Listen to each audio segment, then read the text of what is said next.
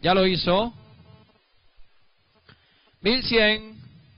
Suerte para todos. Bien, se abrieron las puertas. En la tercera competencia, Sabatina retrasos para el ejemplar Natalia Isamar. Queda en el último lugar a la punta. Linda Camila coloca medio cuerpo de diferencia sobre Made in Bari, que anda en el segundo lugar. Para el tercero la Chipi, para el cuarto la de Casigua. En el quinto lugar viene avanzando por centro de cancha el ejemplar Rhode Island, quedando entre los últimos lugares Natalia Isamar y Sierra Estrella del Mar en el último lugar. Del primero al último hay aproximadamente unos 8 cuerpos, 23 segundos exactos. Registra el primer parcial y el 5 Linda Camila marcha al frente, medio cuerpo sobre la Chipi. En el tercero la de Casigua, Rhode Island para el cuarto. En el quinto viene Estrella del Mar girando hacia la última curva. Enderezan ya en terrenos de la recta definitiva y está en la punta Linda Camila. Amenaza con venirse de este extremo a extremo. En el segundo se está quedando la Chipi, la de Casigua para el tercero y se despide en los 200 finales. La pupila de Ricardo Rosillo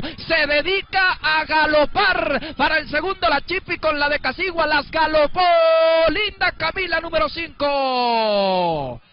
A unos 8 cuerpos. En el segundo la Chipi, para el tercero la de Casigua, en el cuarto Estrella del Mar, quinta Rhode Island. En las restantes posiciones Made in Bari y última cierra filas Natalia Isamar.